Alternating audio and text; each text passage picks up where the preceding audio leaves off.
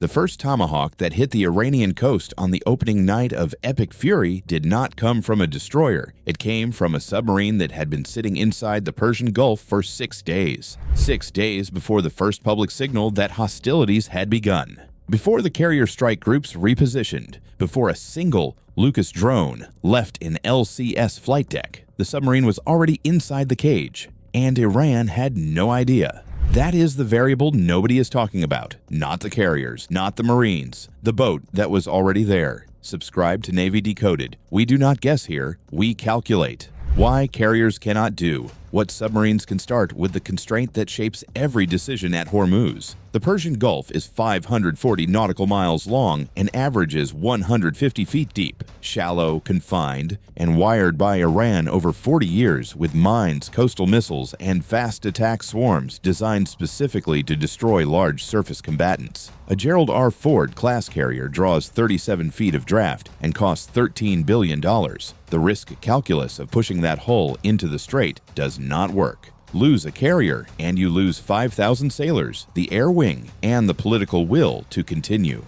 CENTCOM has been explicit about this geometry since 2019. Carriers hold the perimeter. They do not enter the bathtub, but the bathtub still has to be solved, and solving it requires current intelligence from inside it. Not satellite imagery that is 12 hours old. Not signals intercepts from aircraft orbiting at 40,000 feet. Current. Inside.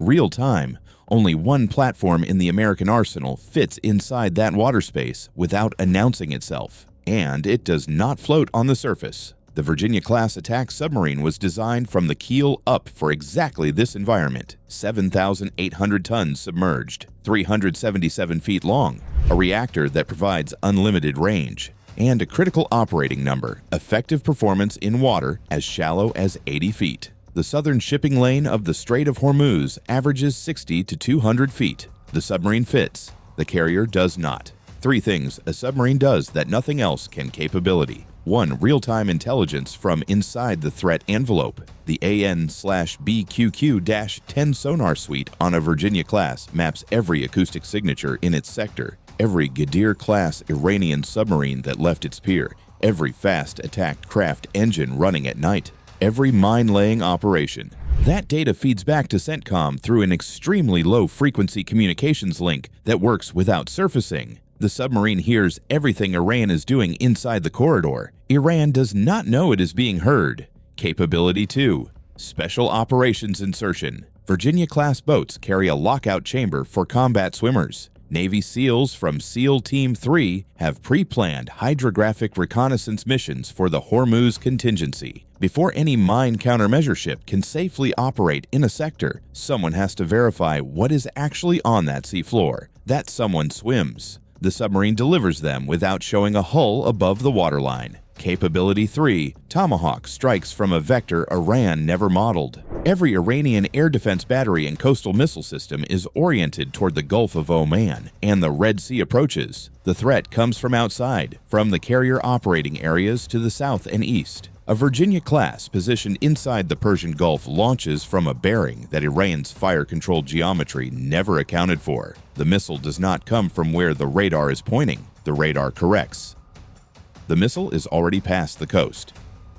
The coordination problem and how the Navy solved it. Here is the engineering challenge that makes submarine integration the hardest piece of the Hormuz equation. 3 attack submarines operating inside the Persian Gulf, none of them communicating actively. LCS platforms launching Lucas drone swarms on the surface. Arleigh Burke destroyers firing Tomahawks from outside the strait.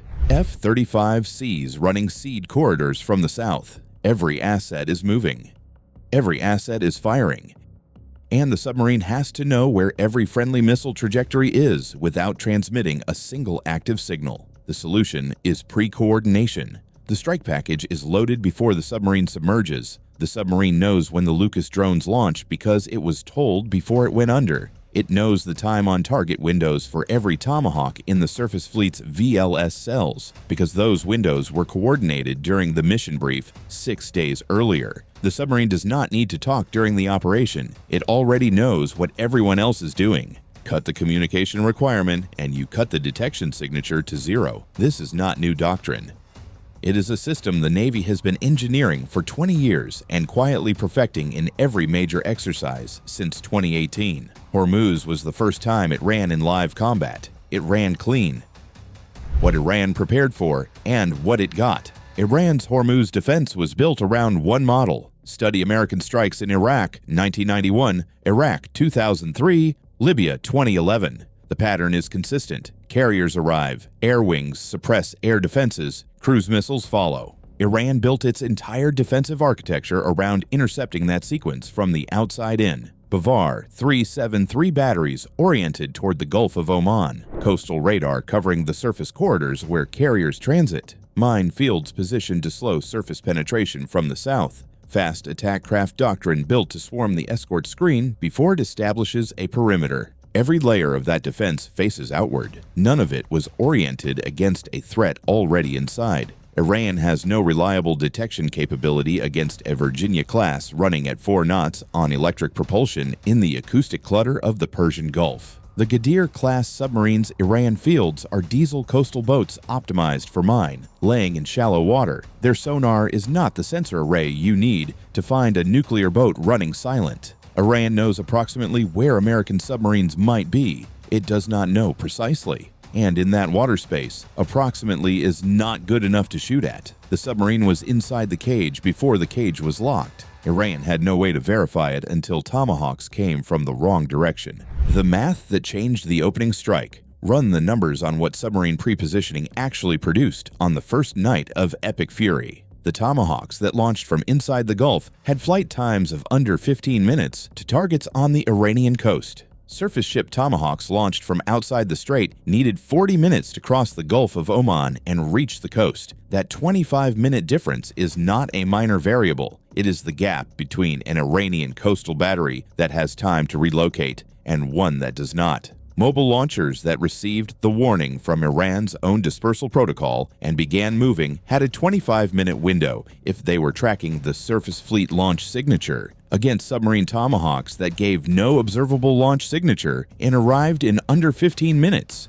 That window does not exist. The submarine did not just add firepower to the opening salvo. It closed the window Iran's dispersal protocol was designed to use. Targets assigned to submarine Tomahawks were specifically selected for mobility. Coastal missile batteries with wheeled transporter erector launchers. Command vehicles that could relocate in under 30 minutes. The static targets, the hardened facilities, the radar towers went to the surface fleet. The mobile targets went to the submarine because only the submarine could guarantee arrival before they moved. Honest caveat: shallow water operations are genuinely dangerous for nuclear submarines. The Persian Gulf's acoustic environment is one of the most complex on Earth. Shipping traffic creates masking noise.